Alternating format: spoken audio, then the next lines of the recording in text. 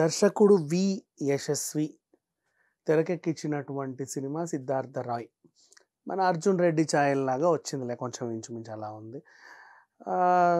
మరి 'అర్జున్ రెడ్డి' లాగా ఉన్నప్పుడు, 'అర్జున్ రెడ్డి' లాగా అనుకున్నప్పుడు 'అర్జున్ రెడ్డి' ఎంత హిట్ అవ్వాలంటే 'అర్జున్ రెడ్డికి' సంబంధించిన వాళ్ళని ఏమన్నా పెట్టుకోవచ్చు కదా అని, ఆ మ్యూజిక్ బాగా హిట్ అయింది కాబట్టి అదే మ్యూజిక్ డైరెక్టర్ని తెచ్చి పెట్టుకున్నాడు.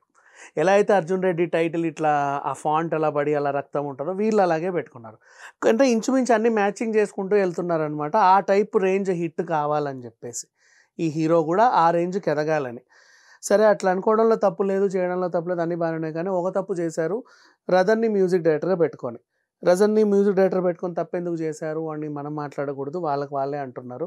గతంలో కూడా సందీప్ రెడ్డి వంగ రథన్ వల్ల నాకు చాలా లేట్ అయింది, నన్ను చాలా ఇబ్బంది పెట్టాడని పలు సందర్భాల్లో చెప్పాడు. కానీ ఇప్పుడు మాత్రం ఈ డైరెక్టర్ యశస్వి ఏమంటున్నాడంటే, మా సినిమా ఎప్పుడో కంప్లీట్ అయిపోయింది, టెక్నికల్ పరంగా మాకు చాలా లేట్ అయింది, రథన్ టైంకి పాటలు ఇవ్వట్లా, అడిగితే ఈయన గొడవ పెట్టుకోవడమే తెలుసు, అరుస్తున్నాడు కరుస్తున్నాడు, ఇంకెప్పుడు ఇస్తారు, నాకు మంచి మూడ్ రావద్దా, నేను చెయ్యొద్దా, అది ఇదని. కమిట్ అయ్యేంత వరకు ఒకలా ఉంటారు, సార్ నేను చేస్తాను, చాలా బాగా చేస్తాను, మీకు అది ఇస్తాను ఇది ఇస్తాను.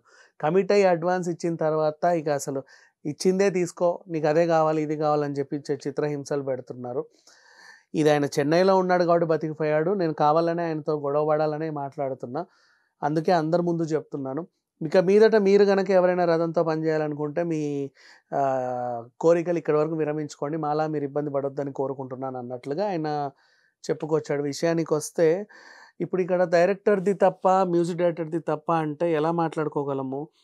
ఫస్ట్ నెంబర్ 1, నువ్వు ఒక ఆయనని ఎంచుకున్నావు అంటేనే అతని పని నీకు ఏ మూలకో ఏ కోసానో నచ్చి ఎంచుకుంటావు.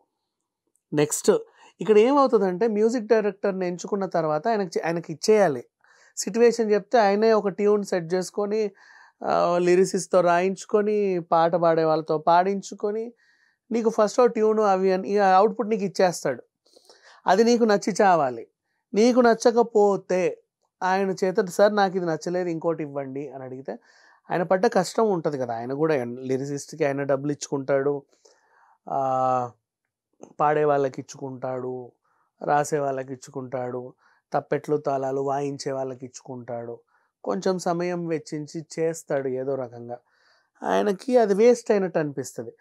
నువ్వు నాకు రెమ్యునరేషన్ ఫర్ ఎగ్జాంపుల్ 10 లక్షలు అనుకున్నావు, నేను దాన్ని ఏదో రకంగా తీసుకున్నాను, దాన్ని నాకు వీళ్ళకి ఇవ్వడానికి సరిపోయింది, మళ్ళీ నువ్వు ఇంకో పాట చేయమంటే నేను మళ్ళీ కొత్తగా ట్యూన్ చేయాలి, మళ్ళీ వీళ్ళందరినీ పిలుచుకొని మళ్ళీ సమర్పించుకోవాలి. నీకేమో అది కూడా నచ్చి చేస్తుందో నచ్చదో నాకు తెలియదు. సో అలా అని వెంటనే ఇవ్వడానికి కూడా కుదరదు, ఎందుకంటే నేను కొంచెం ఆలోచించుకోవాలి, క్రియేటివిటీ ఉండాలి. ఐఎమ్ నాట్ ఏ రోబో, వెంటనే నా దగ్గర నీకు టక్కున మ్యూజిక్లు రావడానికి అందులో నేను లీనం అవ్వాలి. ఇట్లాంటివి మ్యూజిక్ డైరెక్టర్కి ఉంటాయి. కానీ కొంతమంది మ్యూజిక్ డైరెక్టర్లు ఏం చేస్తారంటే, ఆ డబ్బులు ఇవ్వగానే చక్కగా యథేచ్ఛగా ఖర్చు పెట్టుకొని, ఇంకో సినిమా ఒప్పుకుంటే, అంటే ఫస్ట్ ఖాళీగా ఉంటారు కదా, ఈ డబ్బుల్ని వాళ్ళ పర్సనల్ ఖర్చులకి ఉపయోగించుకుంటారు. ఈ సినిమా ఒప్పుకున్న క్రెడిట్తో ఇంకో సినిమా తెచ్చుకుంటారు, దాని అడ్వాన్స్తో దీనికి పని చేస్తారు. ఒకవేళ పొరపాటున హిట్ అయితే ఎక్కువ డబ్బులు వస్తాయి, తర్వాత సంగతి. అంటే కొంచెం అప్పుడప్పుడు అవకాశాలు వచ్చే వాళ్ళ పరిస్థితి ఇలా ఉంటుంది. ఈ రొటేషన్లు, ఈ వాటిలో అప్పుల గొడవలు, వాటిలో వీటిలో ఈయనకు ఉన్నమతి పోయి తాగుడుకు అలవాటు పడతారు, రాత్రంతా రాయపొద్దున చేద్దాంలే అనుకుంటారు. ఆ చేసే మ్యూజిక్లు అలాగే ఏడుస్తాయి, వీళ్ళ మైండ్ సెట్ ఆలోచన విధానం అలాగే ఉంటాయి, ఆ పాడేవాళ్ళు అలాగే పాడతారు, ఆ రాసేవాళ్ళు అలాగే రాస్తారు, ఇక వాయించేవాడు అలాగే వాయిస్తాడు. ఇదంతా తీసుకెళ్ళి డైరెక్టర్ మొహాన కొడతారు, చూడండి ఎంత బాగా వచ్చిందో, ఇంతకంటే ఎవరిస్తారండి అని. ఆయనకేమో అది నచ్చి చావదు. అయ్యో నేను ఏదో ఊహించుకున్నాను, రథన్ అంటే అట్లా అనుకున్నాను ఇట్లా అనుకున్నాను, ఇక్కడ చూస్తే మీరు ఇచ్చిన బడ్జెట్కి ఇది చేయడమే ఎక్కువ అన్నట్టు మళ్ళీ ఇంకోటి మాట్లాడడం, ఆయనకు ఒళ్ళు మండి ఒక మాట అంటే ఏరా నన్ను అంటావా అని చెప్పి ఇంకో 2 మాట్లాడడం, ఇట్లాంటివన్నీ జరుగుతూ ఉంటాయి మోస్ట్లీ. కాకపోతే ఇప్పుడైతే అర్థమైన విషయం ఏంటంటే, రథన్ వల్ల మాత్రం చాలామంది దర్శకులు ఇబ్బంది పడుతున్నారని.